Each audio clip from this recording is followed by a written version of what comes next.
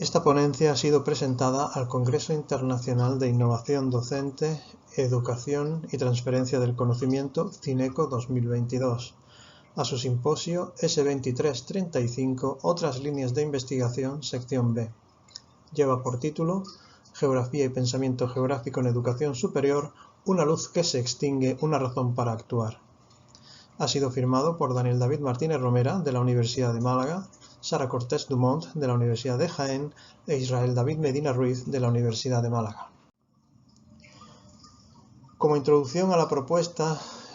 lo primero que debemos subrayar es la urgencia de la misma.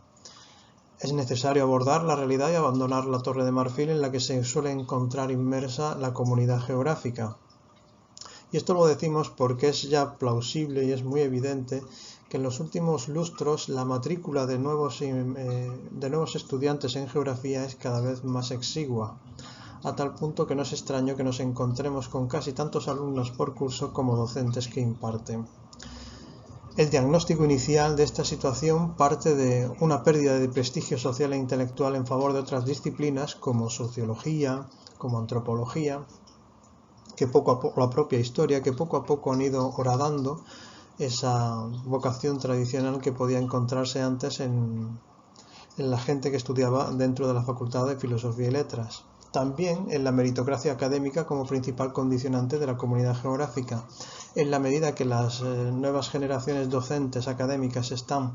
forzadas a desarrollar un currículum personal por encima de cualquier otra consideración y normalmente con un gran sacrificio, las preocupaciones sobre la disciplina, las nuevas generaciones que tienen que estudiar, acaba quedando en un segundo plano. Esto tiene un reflejo muy claro en el diseño de la titulación, que acaba siendo muy heterogéneo entre universidades y que presenta un claro sesgo de intereses particulares, sobre todo cuando se plantean asignaturas optativas o cuando a lo largo de los lustros se ve cómo aparecen unas asignaturas y desaparecen otras, normalmente siendo horadadas aquellas que pueden tener una mayor potencialidad pero que se carece de profesorado afín a la misma.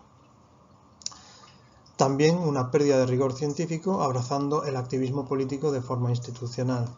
Esto es algo que atraviesa prácticamente a todas las ciencias sociales, pero no deja de ser evidente en el caso de la geografía, en el que uno de los principales caballos de batalla de la comunidad geográfica y que firman incluso manifiestos tiene que ver con la federalización de España,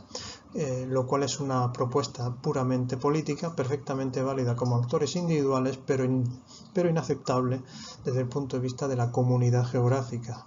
Se trata, por tanto, de un ejercicio de instrumentalización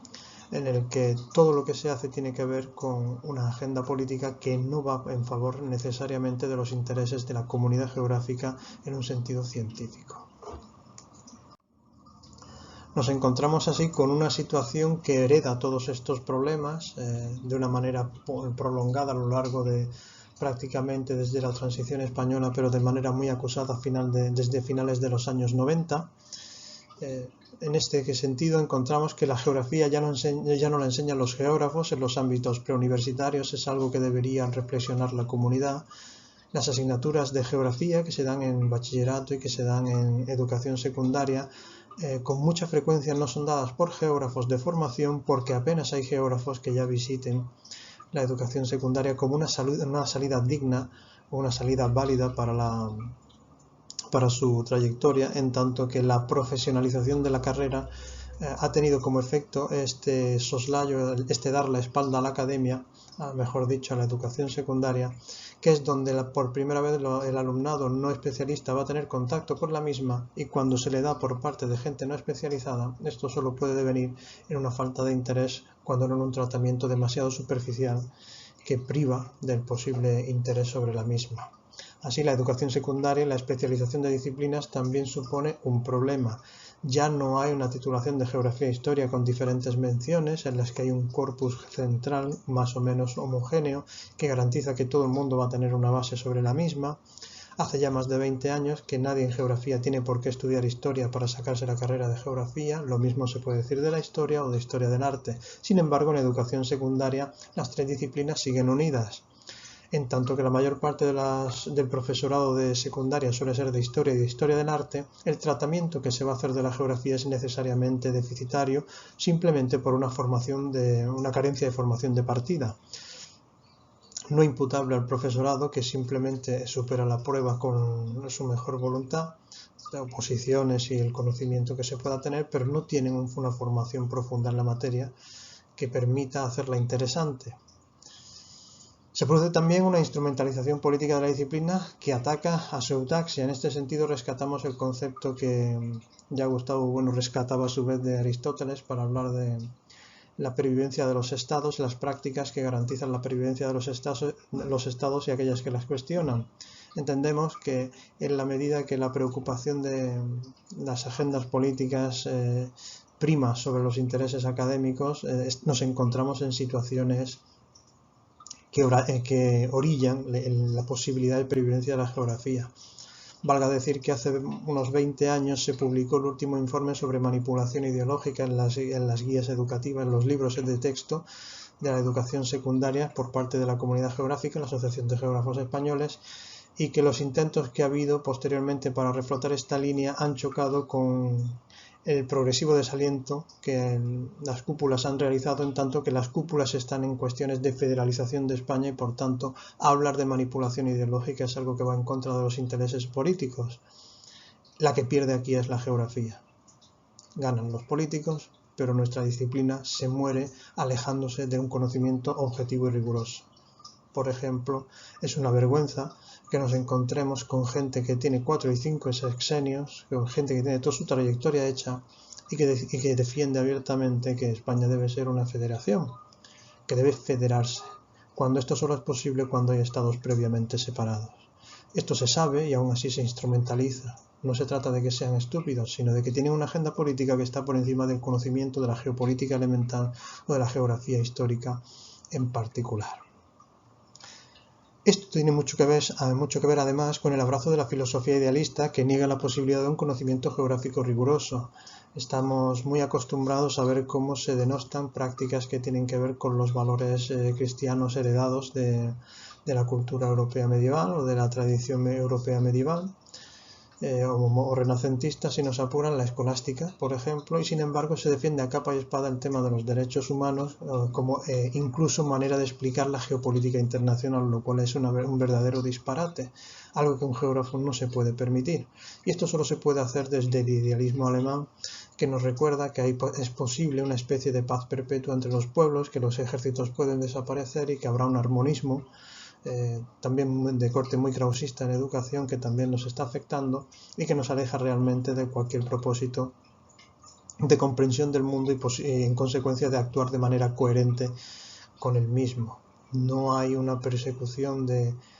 conocimiento de la geografía política, la geografía histórica, en tanto que los hechos nos demuestran, sino en tanto de lo que los ideales pretenden alcanzar, ¿no? Los ideales, la idea está por encima de cualquier evidencia que pueda empañar ese ideal. También la imprudencia de dejar la didáctica de la geografía cada vez en manos de educadores generalistas. Esto es un poco la consecuencia de lo ya señalado anteriormente. Hay una pequeña comunidad de geógrafos que todavía trabajan desde la didáctica de la geografía, pero son nichos de revistas con muy poco desarrollo, con muy pocas posibilidades de desarrollarse, porque son comunidades muy pequeñas y el resto de la comunidad geográfica no suele ver esos trabajos con demasiada benevolencia y considerándolos siempre como trabajos menores. Solo cuando se publica algún trabajo por alguien ya consagrado se le permite un desarrollo y siempre con alguien que se pueda vincular desde un punto de vista político claramente. ¿Qué se puede hacer para vertebrar una nueva propuesta, una casi salvación de la disciplina? En primer lugar, consideramos que lo primero que habría que hacer es tomarse en serio lo siguiente: abrazar la educación preuniversitaria y demostrar a las nuevas generaciones su potencia explicativa y de análisis de la realidad. O la geografía demuestra, más allá de si es una ciencia de verdad o no es una ciencia, si es un conocimiento que ofrece explicaciones de la realidad y permite actuar con coherencia sobre la realidad. Esto es algo que solo se puede hacer si generamos interés en las nuevas generaciones, y las nuevas generaciones ya no son educadas por geógrafos, por tanto, o con gente con un conocimiento profundo de geografía. Por tanto, es difícil que esta seducción se vaya a producir, en tanto que se trata de un conocimiento muy generalista desde el punto de vista de la educación secundaria y que no va a generar, como puede suceder como en otras disciplinas, una vocación posterior. Estamos pensando, por ejemplo, en las ingenierías, en medicina o cosas similares. También definir el currículum universitario a partir de las exigencias geográficas. Nosotros mismos hemos sido testigos de cómo las asignaturas de técnicas estadísticas o de metodologías desaparecían cuando el profesor que las impartía las desarrollaba y se generaban otras o se modificaban su formación, su guía interna para que se adaptara a las necesidades del profesorado que venía a suplirlas. Es decir, el currículum hecho a medida del profesorado y no el profesorado adecuándose a las necesidades del título. También es necesario, muy necesario en nuestro criterio, abandonar el uso político de las instituciones geográficas y establecer una agenda basada en la disciplina. Esto no quita que de manera individual cada geógrafo pueda tener su propia agenda política, como no puede ser de otra manera. Lo que es inaceptable es que se bloqueen institucionalmente iniciativas que tengan que ver con la formación del conocimiento científico o con poner sobre la mesa la manipulación que se está haciendo de la disciplina, como históricamente se ha hecho, pero que no deja de ser un momento histórico especialmente interesante para constatar esta cuestión para las generaciones venideras, como la geografía, la historia, la lengua, son elementos de instrumentalización muy interesantes y estamos perdiendo la oportunidad de dejar constancia de cómo esto está siendo así. Abandonar también, por supuesto, la filosofía idealista que impregna la geografía y desarrollar marcos materialistas de referencia. Nuestra tesis central aquí es que no existe tal cosa como un conocimiento científico de base idealista, que es en lo que nos encontramos en la medida en que se están haciendo ensayos políticos sobre, ya hemos señalado, el principal en geografía por cuestiones evidentes, la cuestión territorial, planteada en términos puramente de idealismo alemán o de incluso krausismo, también de origen alemán, pero con mucha más impronta en la comunidad española a partir de la educación, y Giner de los Ríos. Y esto es simplemente un disparate. La geografía no puede renunciar a la base materialista que todo conocimiento científico tiene. En este sentido nos permitimos proponer el materialismo filosófico de Gustavo Bueno, sobre todo en tres ejes principales: su teoría del cierre categorial, su espacio noseológico y su espacio antropológico, en tanto que consideramos que partir de una metodología, de una filosofía materialista, permite el desarrollo de la disciplina, sea esta una ciencia o no, pero va a permitir un desarrollo de la disciplina mucho más organizado y acorde con la realidad que aquella que intenta superponer sobre los hechos una cuestión de valores o de principios en términos, por ejemplo, de derechos humanos. Los derechos humanos no explican el mundo, la geopolítica sí, y esto hay gente en geografía que está incluso que todavía no lo entiende o que lo ha olvidado, lo cual es más grave. En este sentido nos permitimos rescatar cuestiones o proponer cuestiones que ya estaban en boga y que en algunos casos se han trabajado. De los principios geográficos también se han hecho cosas en términos de principios científico-didácticos, recordar la importancia de las metodologías científicas, de partir de los hechos y de evidencias contrastables como única forma de construir un discurso basado en la evidencia y, más que un discurso, ofrecer explicaciones y articulaciones expositivas basadas en la evidencia, basadas en hechos que se puedan contrastar. Si decidimos abrazar las emociones y los sentimientos como explicación final de las cosas, nos encontraremos otra vez abrazando una agenda política, seamos conscientes o no. Es muy necesario, finalmente, que seamos conscientes de que la pérdida de la geografía, del significado de la geografía, es en parte, al menos en una parte importante, responsabilidad nuestra, porque igual que ha pasado con la sociología, con los escándalos del CIS o con tantas otras disciplinas, con la antropología que hoy día